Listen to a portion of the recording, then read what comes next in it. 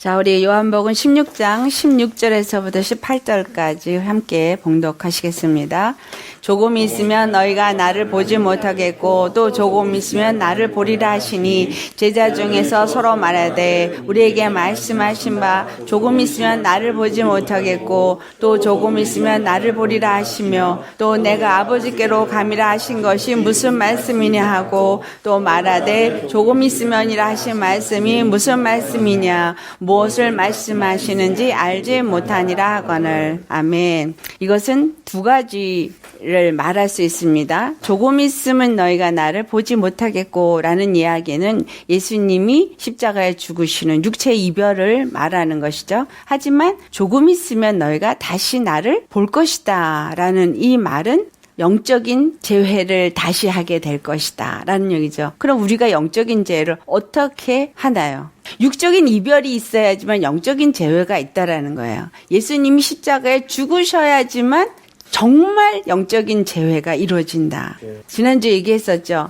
죽지 않으면 다시 살 수가 없고 예수님이 죽어야지만 다시 부활하시고 부활하셔서 하늘에 올라가셔야지만 무엇을 보내줄 수 있다 그랬어요? 성령을 보내주실 수 있다 그랬거든요. 성령이 오셔야지만 죄에 대해서 의에 대해서 심판에 대해서 이 모든 것을 우리에게 알게 하시고 세상에 무엇이 죄고 세상에 무엇이 의고 무엇이 심판을 받는가 이 모든 것들은 성령이 오셔야지만 되어지기 때문에 그래서 예수님은 조금 있으면 너희가 나를 보지 못하겠고 하는 얘기는 이제 죽으실 것을 말씀하시고 조금 있으면 너희가 나를 보리라 라는 얘기는 예수 이름으로 성령께서 오실 것을 말씀한 겁니다. 근데 그렇게 되어질 때 어떤 일이 있는가를 요한복음 16장 20절에서부터 22절에 말씀을 하는데 너희는 곡하고 애통하겠으나 세상은 기뻐하리라. 예수님이 죽으실 때 이 제자들은 예수님을 잃어버리는 육적인 이별을 하기 때문에 곡하고 애통하고 슬퍼하게 되죠. 하지만 세상은 이제 예수님을 죽였기 때문에 세상은 어디에 속했으니까 마귀에게 속했으니까 마귀는 승리의 기쁨으로 기뻐할 것이다 라는 이야기를 합니다. 그래서 이 제자들이 근심하겠지만 오히려 이 근심이 기쁨이 되어진다라는 얘기를 20절에 하는 겁니다. 그 얘기를 어떻게 표현하고 있냐 21절부터 22절까지 우리 같이 봉독해 보겠습니다.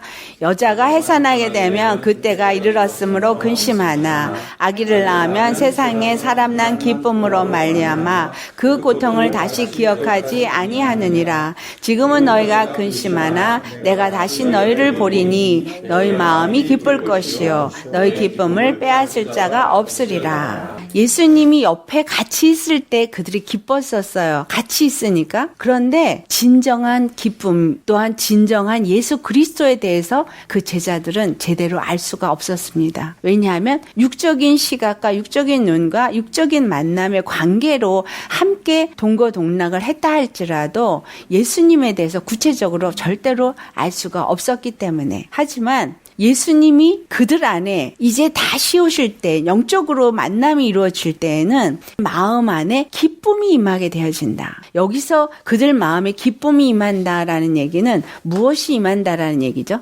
천국이 임한다는 얘기예요. 하나님의 나라가 임한다는 얘기예요. 우리가 오늘 예수를 믿습니다. 정말 우리가 예수를 믿으면 어떤 예수님을 믿느냐. 그리고 예수님이 정말 내 안에 있다면 정말 예수님이 내 안에 있는 그 사인이 무엇인가 라는 것이 오늘 22절에 한 말씀이에요. 우리 마음 안에 예수님이 들어오시면 우리 안에 기쁨이 있어지는 것이 사인이라는 거예요. 왜? 이 기쁨은 어디 것이기 때문에 천국의 것이기 때문에 그리고 이 천국이 우리 안에 임할 때는 빼앗을 자가 없으리라고 말씀했어요. 절대로 빼앗기지 아니하는 나라가 임한다는 얘기죠. 이 말씀을 가지고 우리 신앙과 잘 비교하시면서 생각해 보시겠습니다. 자, 예수님이 죽으셨기 때문에 예수님이 이제 우리에게 다시 오실 수 있는 길이 준비가 됐습니다. 그것이 이제 예수 이름으로 성령이 오신다라는 거예요. 자, 예수 그리스도의 이름으로 성령이 오시는데 그 성령님은 영원히 함께 하시는 예수님이다 라는 사실이에요. 요한복음 14장 26절 말씀 같이 봉독해 보겠어요. 보혜사 곧 아버지께서 아버지께서 내 이름으로 보내실 성령, 그가 너에게 모든 것을 가르치고 내가 너에게 말한 모든 것을 생각나게 하리라. 아멘. 자, 여기서 우리가 하나 짚어보고 가고자 원하는 것이 뭐냐 하면 예수 그리스도 이름입니다. 성령님이 오시는데 예수 그리스도의 이름으로 오신다라고 말을 하는데, 아버지께서 내 이름으로 보내실 성령, 그 아버지께서 그 이름을 보내신 성령의 그 이름이 무엇이냐 할 때 요한복음 17장 11절을 가보면 아버지께서 내게 주신 이름을 내가 저희에게 주었사오니, 이런 말씀이 있어요. 그러니까 아버지의 이름이 바로 예수라는 얘기예요. 그 아버지 그러면 우리는 구약의 여호와를 생각합니다. 근데 출애굽기 3장 14절 15절을 가보면 여호와의 이름을 가르쳐 주시는데 스스로 계신 자다 이렇게 말씀합니다. 그런데 그 스스로 계신 여호와는 어떤 하나님입니다 그랬냐면 나는 구원주다 이렇게 말씀하셨거든요. 이사야서 42장 8절 같이 봉독하겠습니다. 나는 여호와니 이는 내 이름이라. 나는 내 영광을 다른 자에게 내 찬송을 우상에게 주지 아니하리라. 이 말씀은 무슨 말이냐, 나는 여호와니 이는 내 이름이라 하시면서 이 여호와란 이름을 영광이라는 거예요.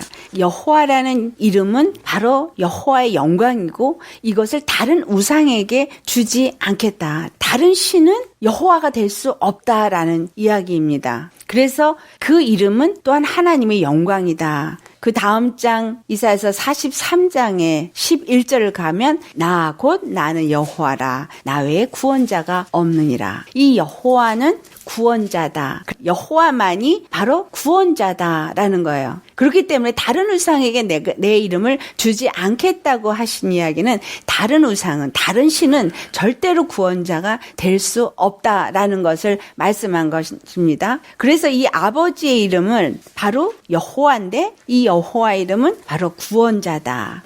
그 이름을 누구에게 줬냐 하면 예수님께 주셨어요. 예수님이 이 땅에 오실 때 그 이름으로 오셨어요. 그래서 요한복음 17장 11절의 말씀에 내게 주신 아버지의 이름으로 저들을 보존하였다. 이런 말씀을 하시거든요. 이 말씀은 무슨 말씀이에요? 구원의 하나님 여호와의 이름으로 그들을 구원하여서 그 다음에 우리와 같이 그들도 하나가 되게 하옵소서.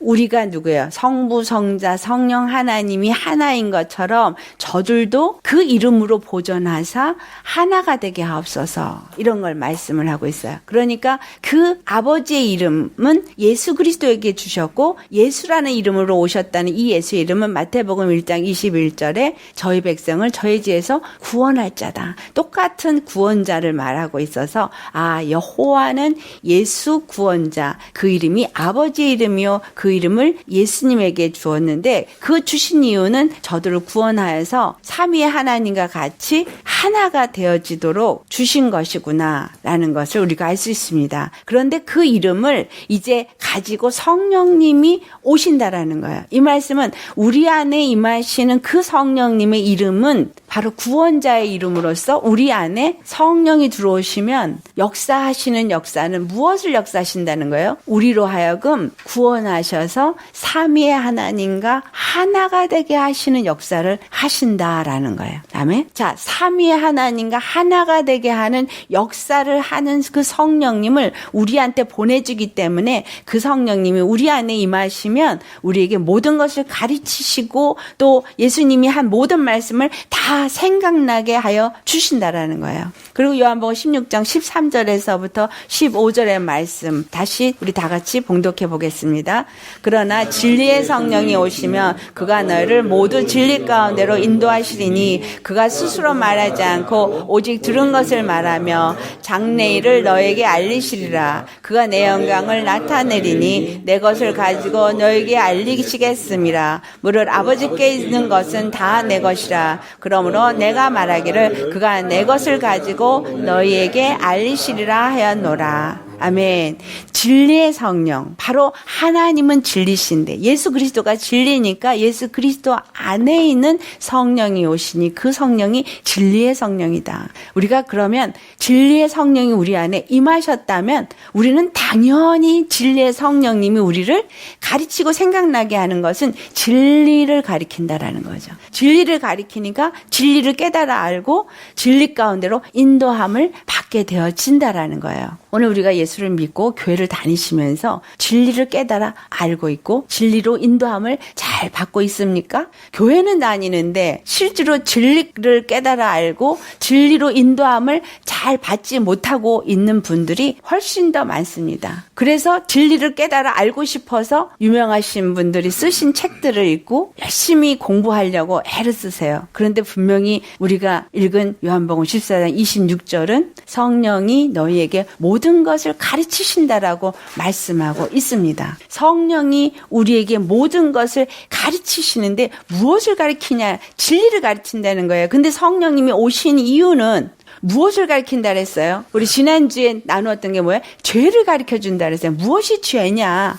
그 다음에 의에 대해서 증거한다. 무엇이 의냐? 심판에 대해 무엇이 심판이냐? 그것을 가르쳐준다는 거예요. 그래서 죄를 깨닫고 난 자들이 누구로 인도함을 받냐? 예수님이 십자가로 인도함을 받아서 예수 십자가에서 죽으시고 부활하신 예수님만이 의가 되시고 생명이 되신다는 것을 성령이 가르쳐 주시고, 그리고 죄에 대해서는 심판을 받게 되어지고 생명에 대해서는 산자가 되어진다라는, 영생에 이르게 된다는 것을 성령님이 우리 안에 가르쳐 주신다라는 거예요. 그것을 어떻게 깨닫게 되어지냐?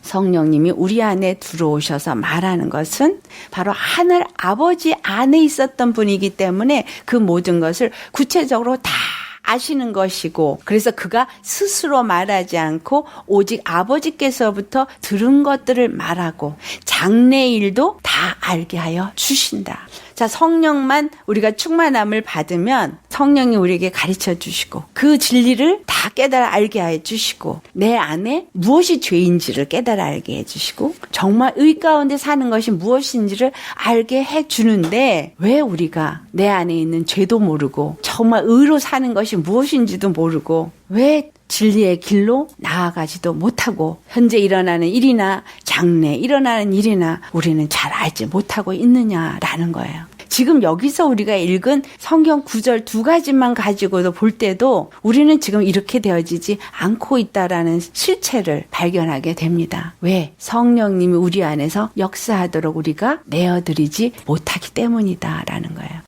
온전히 성령의 가르침을 받고 온전히 성령님이 나를 주장하도록 성령님이 내 영의 눈을 열고 내 귀를 열어서 하나님의 말씀을 듣고 하나님이 보게 하시는 것을 볼 수 있을 정도로 내가 온전히 깨끗한 성령을 담을 그릇이 준비되지 않았다라는 것을 말씀하고 있는 것입니다. 아버지께 있는 것이 다 예수님 거예요. 그리고 그 예수님 안에 있는 것을 가지고 성령님이 우리한테 다 알리시리라 이렇게 말하고 있거든요.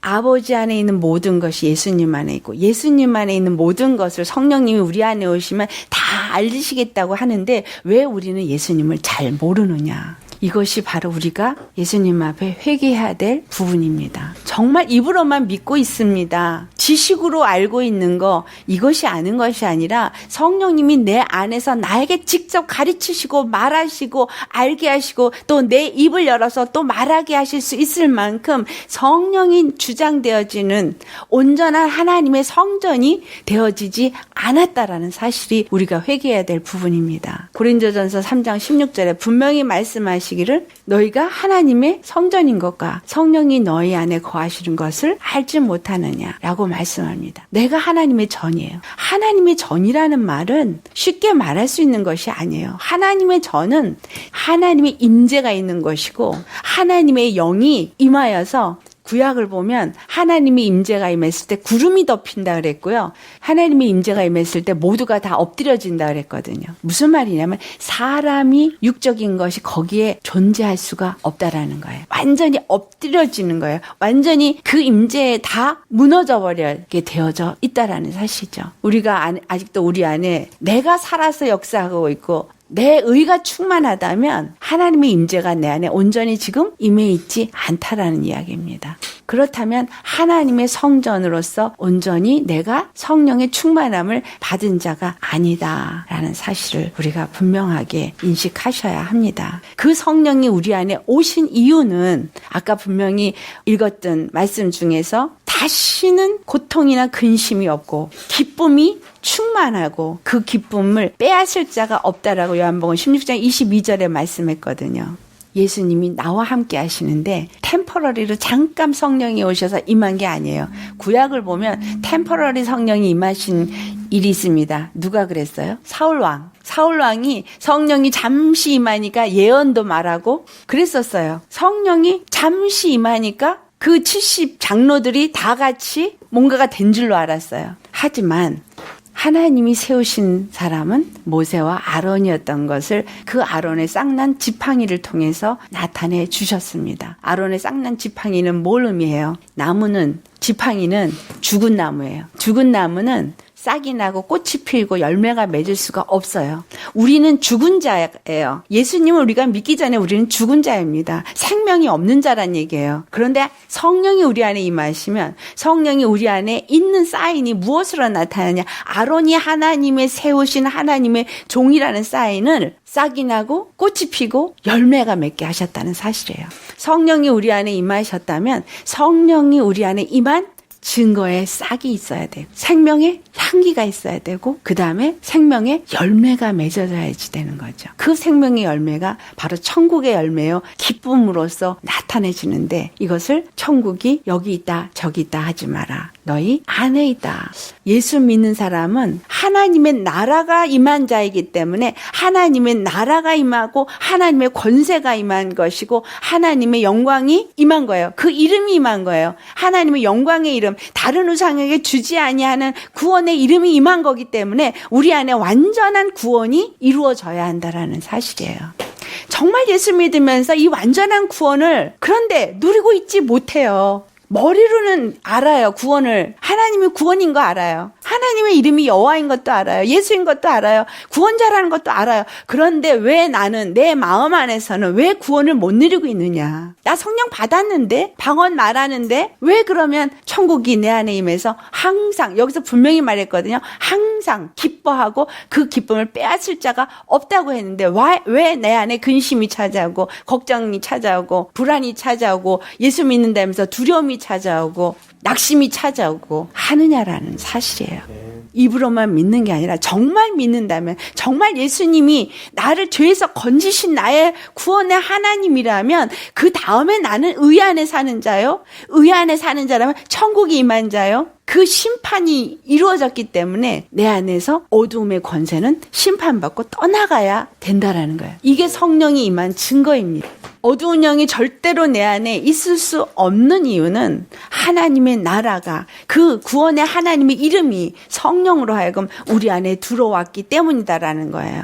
우리 안에 영원히 함께 하시는 그 예수님이 성령으로 우리 안에 들어왔기 때문에 우리는 이제 천국 안에서 사는 자요. 천국을 누리는 자요. 천국의 기쁨이 날마다 우리 안에서 넘쳐나야 되는 거, 이것이 기정사실이어야 된다라는 것입니다.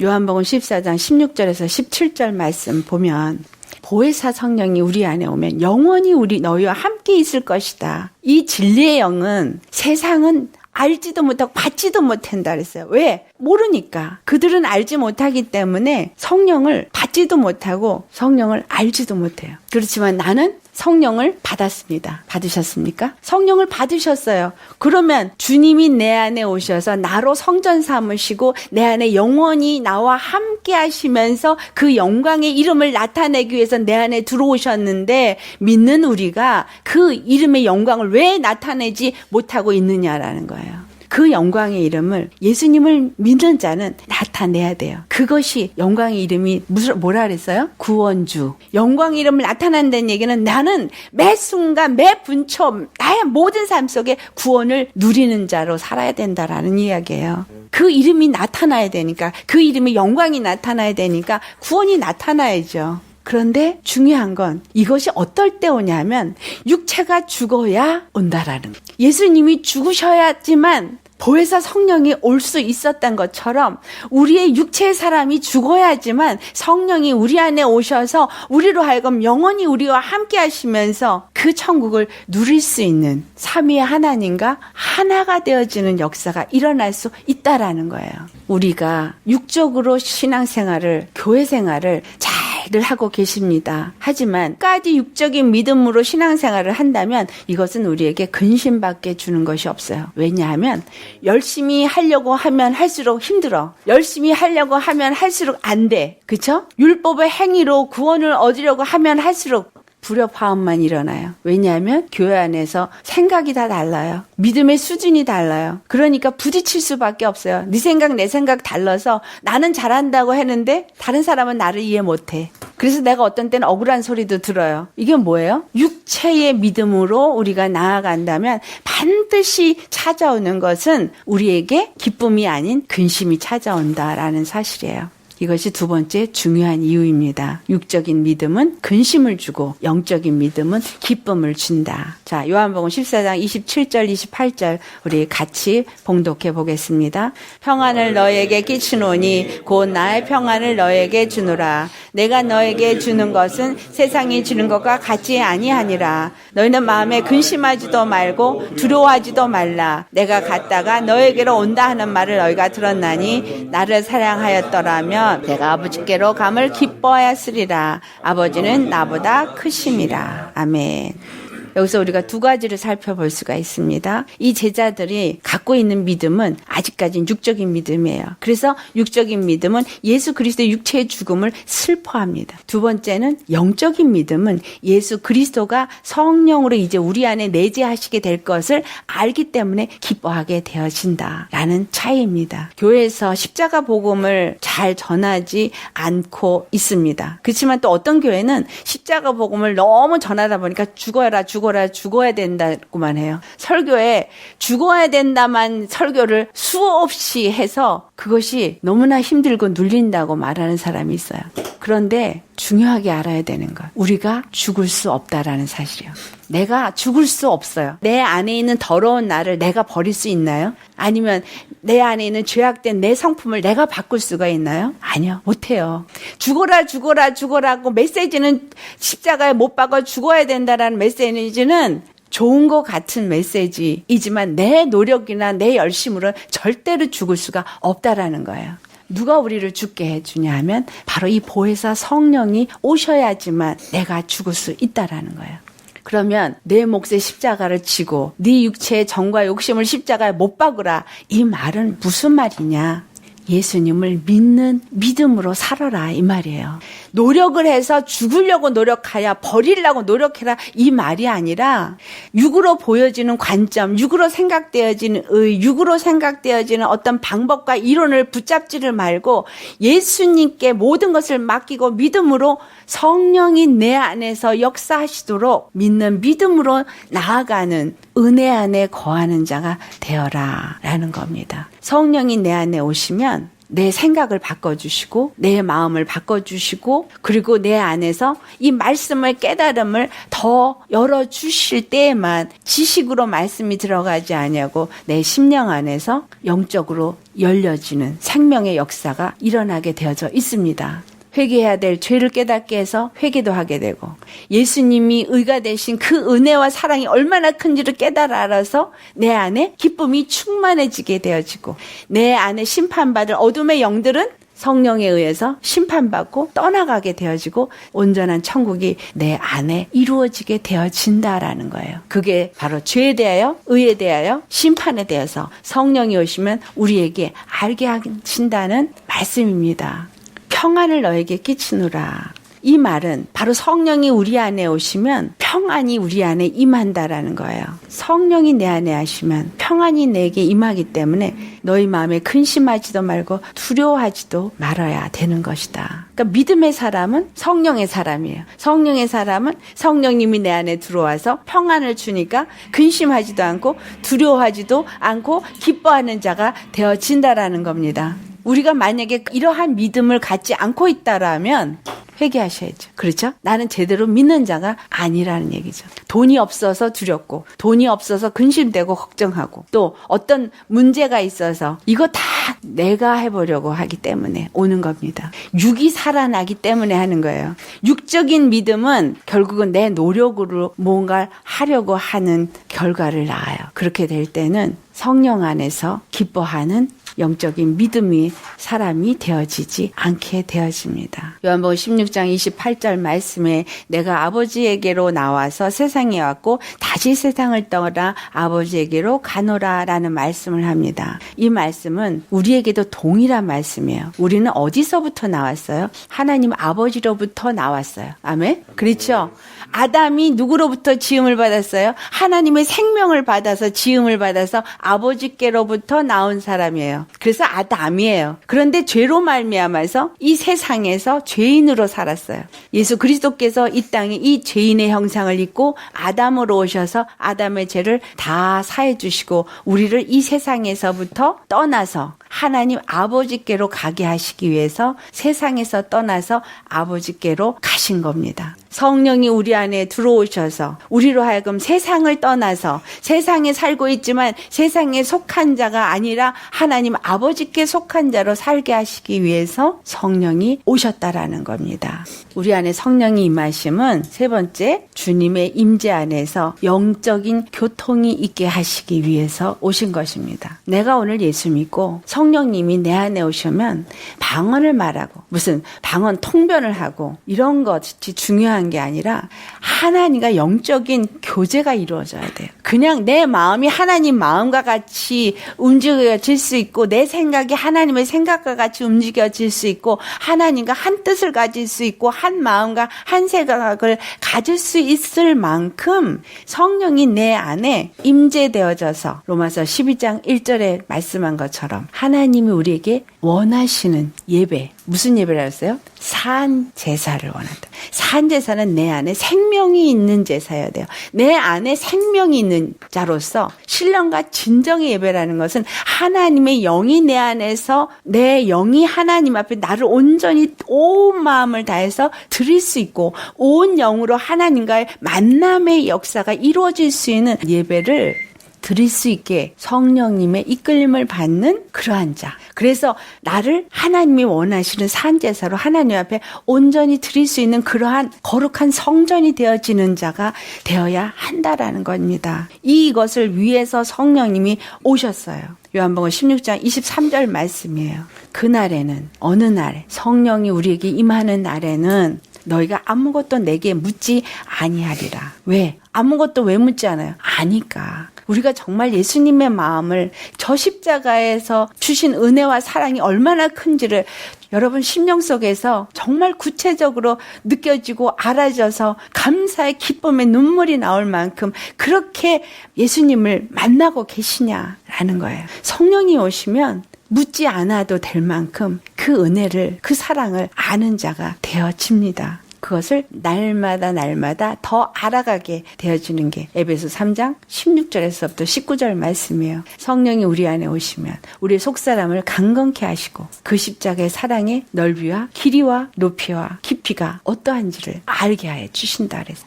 그러면서 그런 말씀을 합니다. 23절 끝부분에 너희가 무엇이든지 아버지께 구하는 것을 내 이름으로 주시리라. 성령이 우리 안에서 하나님 아버지 앞에 온전히 구해야 될 것이 무엇인지를 알게 하기 때문에 그 이름으로 구할 때 들어주신다라는 거예요. 묻지 않아도 될 만큼 그 은혜를, 그 사랑을 아는 자가 되어집니다. 예수의 이름으로 축원합니다.